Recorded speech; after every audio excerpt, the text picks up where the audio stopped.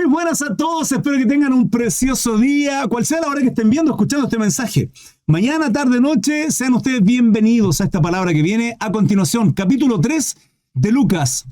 Evangelismo, evangelio, predicación, llámelo como usted quiera, de nuestro Señor Jesucristo, es la labor que tenemos que hacer todos y cada uno de nosotros. Se viene una palabra tremenda. Que Dios bendiga su vida a través de este mensaje. Lucas 3:1, damos lectura en el nombre del Padre, Hijo y Espíritu Santo. Amén. Dice, en el año 15 del imperio de Tiberio César, nótese cómo con exactitud y puntualmente destaca muchas cosas Lucas el evangelista. En el año 15 del imperio de Tiberio César, siendo gobernador de Judea, Poncio Pilato y Herodes tetrarca de Galilea, cada una de las localidades, cada uno de los tiempos, los nombres, y su hermano Felipe, tetrarca de Iturea, y de la provincia de Tracónite, y de Lisanias, tetrarca de Abilinia. ¿Por qué lo hace Lucas? Porque Lucas es un historiador. Partió diciendo en el capítulo 1, donde leíamos, porque ya muchos han tratado de poner en orden la historia, las cosas que entre nosotros han sido ciertísimas, absoluta verdad, correctas. ¿A quién está destacando? Aquí está hablando de Marco, acá está hablando de Mateo, está hablando de Juan, los evangelios que ya habían estado escritos. Sin embargo, Lucas abarca aquello que Mateo, Marcos, Lucas, Juan abarca. A pesar de que es parte de este evangelio sinóptico implica que uno puede ir leyendo tanto Marco como Mateo y Lucas en paralelo y abarcar esta historia, los cuales cada uno nos va a añadir un punto de vista distinto. De ahí de pronto usted puede ver algunas cosas que tal vez no puedan concordar, y es por el hecho de que quieren abarcar otros aspectos respecto a lo mismo. Una mirada distinta. Yo esto lo ponía como referente con relación a mi abuelo. Con mi hermano mayor, él es 7 años mayor que yo. Mi hermano Jorge Antonio Alexis. Y mi hermano tuvo una relación distinta con mi abuelo. En una ocasión nos pusimos a conversar y empezamos a hablar de mi abuelo, y él me empezó a hablar de mi abuelo, y yo a hablarle de mi abuelo, que es el mismo abuelo, el padre de mi padre. Pero pareciera que teníamos dos perspectivas completamente distintas. Y es que él tenía una perspectiva porque vio aspectos de mi abuelo que yo no veía. Y no veía porque no las viera ahí, sino porque yo destaqué otras cosas. Pero la misma persona. Entonces hay cosas que de pronto los evangelios abarcan, principalmente para abarcar a otras cosas que el otro autor no abarca, ¿sí? En este caso, Lucas es un historiador. Y como todo buen historiador, va a tratar de hacer énfasis en todo lo que el contexto conlleva para entregar esa información. De ahí podemos ver, por ejemplo, en los primeros capítulos de Lucas, con relación a nuestro Señor Jesucristo, la fecha por el sacerdocio de Zacarías, la fecha de concepción de Elizabeth, el tiempo de concepción de Elizabeth, el tiempo en que María posteriormente queda con Jesucristo en su vientre, ¿sí? Queda embarazada, y de ahí se puede sacar por conclusión, mediante Lucas principalmente, la fecha estimativa en la cual nace nuestro Señor Jesucristo, que se entiende por ahí por septiembre, no en diciembre. Pero es irrelevante eso, hermano. Cada día celebramos a nuestro Señor, tanto su nacimiento como su muerte gloriosa en nuestra vida. Por eso hoy día quería abarcar esto con respecto a el título, Evangelio, como lo puse en TikTok. ¿Por qué? Porque vamos a ver un hombre que hizo conforme a lo que usted y yo tenemos que hacer, el Evangelio. Sigo, versículo 2. Y siendo sumo sacerdote Anás y Caifás, vino palabra de Dios a Juan, hijo de Zacarías, Juan el Bautista. Lo vimos en el capítulo 1. Capítulo 1. Vino palabra de Dios a Juan, hijo de Zacarías, en el desierto. Y él fue por toda la región contigua al Jordán, todo lo que abarca el Jordán, predicando el bautismo del arrepentimiento para perdón de pecados. Sí, Juan predicaba, arrepiéntanse y bautícense. Ese bautismo lo hacía en el Jordán. Sumergirse y luego salir de las aguas. El bautismo es un paso del creyente, un paso muy importante, uno de los muchos pasos que uno tiene que hacer. El confesar a nuestro Señor Jesucristo, el creer en su nombre, la obra redentora, es el primero de muchos pasos que como creyentes vamos a ir realizando cada día. el bautismo es un paso más. El bautismo no salva, es parte de. Si yo soy cristiano, tengo que dar ese paso, es un mandato, ¿sí? Y es por sumergirse. Eso es una labor que se tiene que hacer. Y de ahí en adelante, fruto, crecimiento, madurez, a tal punto que terminemos siendo maestros. Por eso Mateo 28:19 dice, id y hacer discípulos. No solo predicar, id y hacer discípulos, bautizándoles en el nombre del Padre, Hijo y Espíritu Santo, ¿sí? Con la autoridad de nuestro Dios. Pero para llegar a esa responsabilidad, para llegar a entender que tengo que predicar, tengo que saber la palabra, tengo que nutrirme, y hay un proceso en que cada uno de ellos vamos viviendo. Juan iba predicando arrepentimiento en el Jordán, acercando los corazones a Dios, y esa es la responsabilidad que tenemos usted y yo. Predicar el Evangelio, hermano, como dice acá en TikTok, que engloba, o quise englobar este capítulo 3 con esa palabra. ¿Qué es el Evangelio? El Evangelio no es otra cosa que Jesucristo. Es salvación, el Evangelio es justificación, el Evangelio es remisión, nos redimió de todo pecado, el Evangelio es santidad, el Evangelio es fruto, el Evangelio es Gálatas 5:22, el fruto del Espíritu. Hermano, el Evangelio es Jesucristo, es el carácter de nuestro Señor. Y usted y yo tenemos que hacer obra de evangelista, es nuestra responsabilidad de evangelizar, y no con ello. Usted me va a decir, hermano Cris, lo que pasa es que no sé cómo hablar, tranquilo. Eso vendrá con el tiempo y Dios pondrá gente delante de su vida. He escuchado los testimonios de mi hermano el día de ayer, sábado, de algunos de ustedes, en los cuales me decían, hermano Cris, soy la única persona en mi familia cristiana. El resto es católico, el resto no cree, el resto ni fu ni fa. Hermano, usted está llevado a ser luz ahí entonces, a alcanzar a su familia, pero no sin antes, a través de una vida completamente transformada, restaurada, justificada, redimida en Cristo Jesús. Y ahí Dios va a ir haciendo la obra. Pero su vida que tiene que ser transformada primeramente para con mucho amor, misericordia, con mucho cariño y entendiendo quién fue usted antes de Cristo y por misericordia quién es hoy en Cristo, usted tiene que alcanzar a otro, a lo que hacía Juan, para llamar a arrepentimiento, para alcanzar aquellos corazones a Cristo Jesús. Es la labor que usted y yo tenemos que hacer. Es la labor que yo hago a diario, hermanos. Trato de cada día llevar sus corazones a Cristo, a quien no dependa de mí. Hermano, tienen mis redes sociales, algunos tienen mi WhatsApp, mi número. Comuníquense conmigo, si quieren un consejo, estoy aquí para servirles. Pero por favor, no me busque de buenas a primeras. A quien tiene que buscar primeramente es a Dios en la intimidad, es fortalecerse, es crecer en Él. ¿Para qué? Para que su dependencia sea primera y exclusivamente de Dios. Y de pronto, y tal vez encontrar un consejo sabio en algún anciano, en algún pastor, en su líder, etc., etc. Pero es importante ese versículo 7, Salmos 16. Bendeciré a Jehová que me aconseja, es aprender a buscar consejo de nuestro Dios en la intimidad. Es aprender a buscar consuelo de nuestro Dios en la intimidad.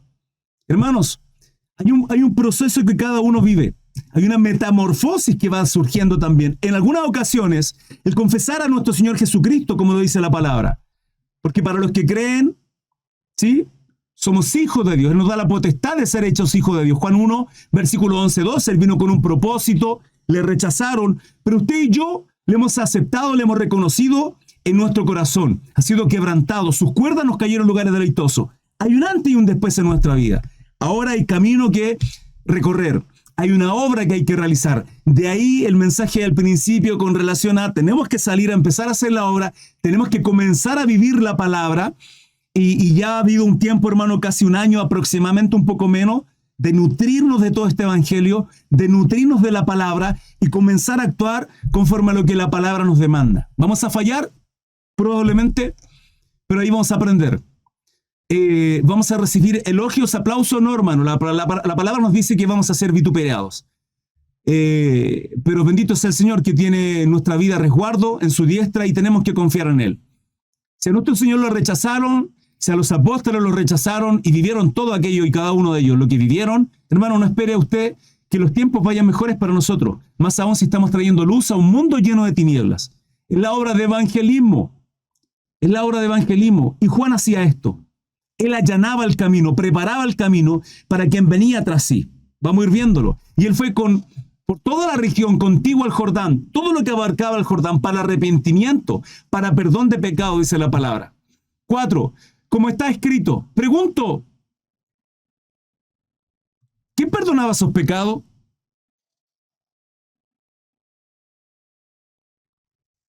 ¿Acaso no era el arrepentimiento de sus corazones? ¿Acaso no eran personas quebrantadas ante un mensaje, ante un evangelio? Sí, en este caso Juan no predicaba a Cristo, o sí, en estricto rigor sí, pero no literal como usted y yo lo predicamos que tenemos este Nuevo Testamento. Mateo, Marcos, Lucas, Juan no estaba escrito, se estaba desarrollando la historia recién, pero él llevaba los corazones al Padre, a Abba, ¿sí? A Jehová Dios. ¿Quién perdona sus pecados? Dios, hermano. A través de que la manifestación de una vida transformada, una transformación, que en ocasiones la vida transformada de una persona es instantánea, pero en otras ocasiones que es poquito a poquito. Así es que, amado hermana, hermano, si usted se siente mal, porque de pronto está luchando ahí con el alcohol, está luchando con algunos vicios, el cigarro, que literalmente la palabra no lo dice, literalmente no dice que es pecado fumar, pero usted sabe que eso está dañando, que la palabra nos dice que tenemos que ser irreprensibles en nuestro cuerpo, alma y espíritu. Cuerpo, alma y espíritu, irreprensible, dice la palabra, en santidad para nuestro Dios. Tranquilo, confía en el Señor. Quebrante su corazón, pida la ayuda de Dios que pueda sacar aquellas cosas, o personas incluso, situaciones que estén quitándole la posibilidad de crecer en el Evangelio. 3:4. Como está escrito en el libro de las palabras del profeta Isaías, que dice: voz del que clama en el desierto, preparad el camino del Señor, enderezad su senda. Versículo 5. Todo valle se rellenará y se bajará todo monte y collado. Los caminos torcidos serán enderezados. Nuestros caminos han sido enderezados, iglesia. ¿Cómo andábamos antes? No lo diga, por favor, se lo ruego. Mucho avergonzado, ¿no? Pero bendito sea el Señor que llegó a nuestra vida, quebrantó nuestros corazones y muchos hemos enderezado ese camino. Algunos con una corrección bastante fuerte del Padre. Que Padre que ama, corrige, castiga, avergüenza. Y si es necesario también nos aparta. ¿Sí? Nos da vuelta a su espalda. Podemos ver esto en el Antiguo Testamento, como Dios dio vuelta a su espalda, entregó en manos de los opresores en constantes situaciones a su pueblo, a sus hijos. ¿Por qué, iglesia? Porque espera el quebranto de aquellos corazones duros, espíritus soberbios, ¿sí? Donde no se arrepienten. Y muchos de nosotros, nuestros caminos han sido enderezados, gracias al Señor, para su gloria. Dice, y los caminos ásperos allanados. Y verá toda carne la salvación de Dios. No con esto, hermano, cuando dice y verá toda carne la salvación de Dios, no con ello tiene que ver con relación a que todos van a ser salvos, ¿sí? Sino que finalmente, como lo dice Apocalipsis, toda rodilla se doblará ante el Señor de señores, ante el Rey de Reyes, nuestro Señor Jesucristo. Hermano, Apocalipsis es un spoiler de todo cómo finalizará. Y es que toda rodilla se doblará ante nuestro Señor. Triste y lamentablemente para muchos va a ser tarde. Para muchos va a ser tarde. El juicio ya estará sobre ellos.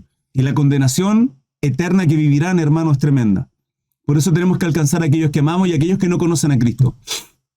Y decía a las multitudes que salían para ser bautizados por Él: ¡oh, generación de víboras! ¿Quién nos enseñó a huir de la ira venidera? Este es Juan, hermano. Juan el Bautista predicando sutil, amable y con mucho amor. ¿Ah? Hermano Cris, no veo mucho amor, el fruto del amor en sus sermones, en sus palabras. Hermano, ¿qué está predicando Juan?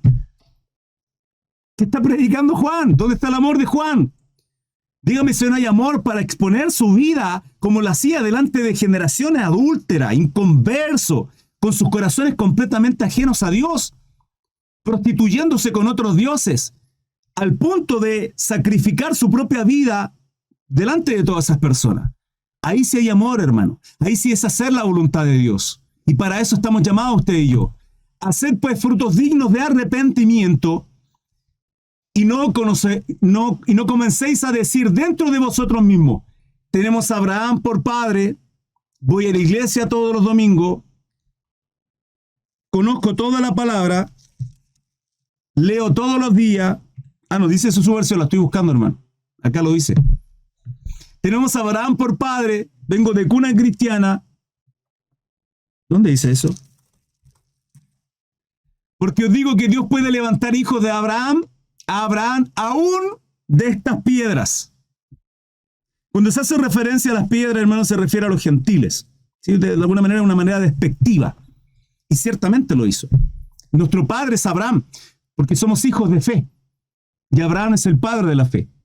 Y por consecuencia somos la Israel adoptiva. Somos el pueblo de Dios adoptado en el nombre de nuestro Señor Jesucristo. Las primicias Israel, nación santa, bendecimos a Israel, el pueblo de Dios, el linaje de Abraham. Pero ciertamente estamos injertados ahí nosotros. Y cuando Pablo, ¿qué estoy hablando, hermano? Cuando Juan el Bautista habla de tenemos a Abraham por padre, tiene que ver con la jactancia que hacían estos religiosos judíos de por creer que son linaje hebreo. Con eso ya lo tenían, era suficiente, hermano. Con eso ya lo tenían todo.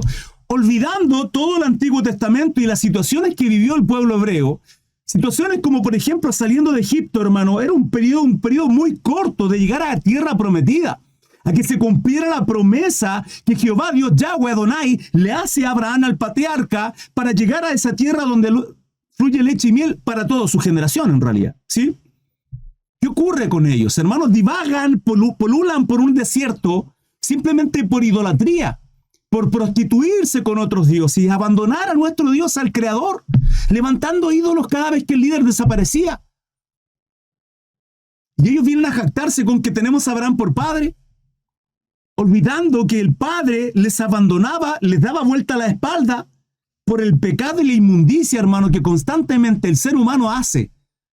Y eso trasciende a nosotros, iglesia, eso trasciende a nosotros, a nuestros días, como cristianos. Sí, hermano Cris, porque levantaron un dios de Baal, levantaron idolatría, Moloch, sacrificaban a sus hijos. Sí, hoy día usted y yo, ¿qué acaso no sacrificamos a nuestros hijos? Pregunto, ¿usted juega con sus hijos? ¿Pasa tiempo con ellos? ¿Les da un tiempo de reunir? ¿Les da una de las mayores herencias que podemos dar a nuestros hijos? Después de el amor y el temor a Dios, a Jehová nuestro Dios, tiempo es la mejor herencia que usted le puede dar a sus hijos. Iglesia, dónele terreno, déjele como herencia vehículo, déjele dinero, pero ¿y eso no le va a llenar? Porque el amor al dinero es la raíz de todos los males. Pero si usted le dedica tiempo a sus hijos, hermano, es la cosa más maravillosa que usted le puede dar. Dedíquele tiempo a sus hijos. ¿Qué tiene que ver esto con todo esto, hermano Cris? Tiene que ver mucho. Porque podemos juzgar, criticar o pesar o comentar, opinar, con toda la idolatría que había en el Antiguo Testamento con relación a su pueblo. Hermano, la iglesia cae en lo mismo. Digo, ¿acaso usted y yo no caemos en lo mismo cuando estamos 2, 4, 6, 8 horas viendo televisión, tal vez? Viendo Netflix, alguna serie. Cuando en vez de estar compartiendo con nuestros hijos y jugando con ellos, iglesia, les pasamos una consola de videojuegos, el teléfono, para que se entretengan y los olvidamos.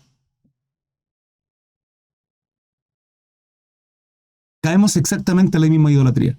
Tiene otro nombre, son otros tiempos, es otro contexto, pero es lo mismo. Por eso yo digo, y cuando hablo de mis hermanos católicos, porque ciertamente son mis hermanos católicos, de los cuales muchos de ellos, no todos, porque así como la iglesia cristiana, hermano, no todos son mis hermanos tampoco. El Señor lo dice en su palabra, no todo el que me diga Señor, Señor, sino el que hace la voluntad de mi Padre, siendo hijo de Dios.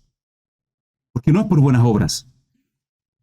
Sí, y son juzgados por la idolatría, por su santo y todo. Sí, está bien, entiendo, y eso todo es incorrecto. Sí, la idolatría, y por más que traten de justificarlo, siguen estando en el error. Pero nosotros, hermanos, como iglesia cristiana, protestante, evangélica, llámela como quiera, caemos en muchos errores también. En muchos errores también.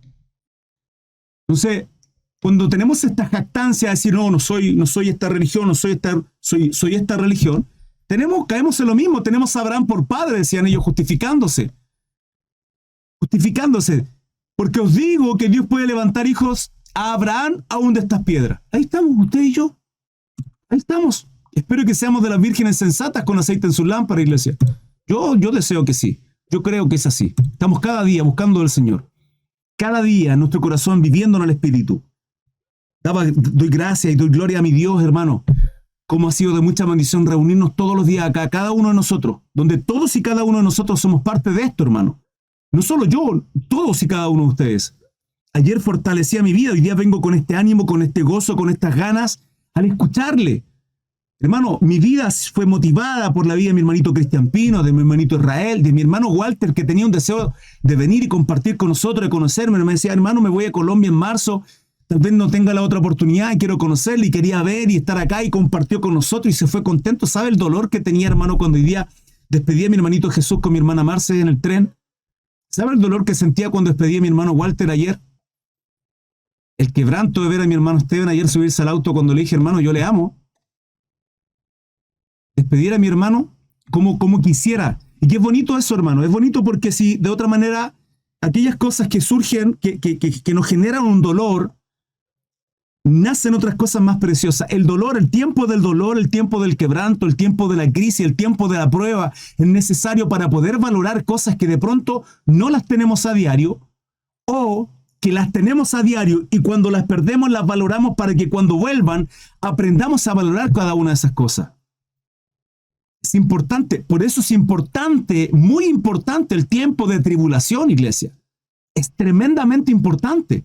¿Por qué es importante el quebranto que va a haber en la gran tribulación para aquellas personas? Hermano, porque la única forma que entiendan, si se le ha dicho de una u otra manera, el mundo es un caos. Hay niños que están siendo asesinados en el Oriente por una guerra sanguinaria que no tiene nombre, hermano.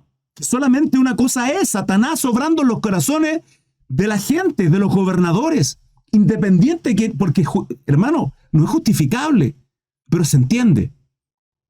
Yo entiendo el porqué. No se justifica en lo absoluto. Es de condenar absolutamente. Dios sabrá el motivo y por qué ocurre todo ello. Pero es triste, y si no hay quebranto en nosotros para, hermano, estar de rodillas clamando y pidiendo por otros, porque estamos bien, porque no nos falta un plato de comida, porque, hermano, tenemos buena ropa, buen perfume, agua tibia en la casa. ¿Usted se va a preocupar de lo otro? No, pero tiene que vivir la carencia para poder tener empatía, caridad, misericordia y amor por otro que sí tienen esa carencia. O sea, ayer las historias que compartíamos todos, que mis hermanos compartían también, tiene que ver con entender si mi vida ha sido restaurada por el evangelio de nuestro Señor Jesucristo. Si Él en la cruz, la obra que hace, iglesia,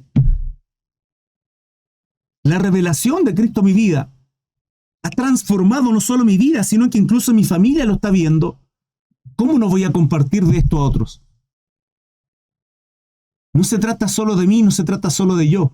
El ego, el yo, sino se trata de servir a otros. Iglesia, tenemos que servir.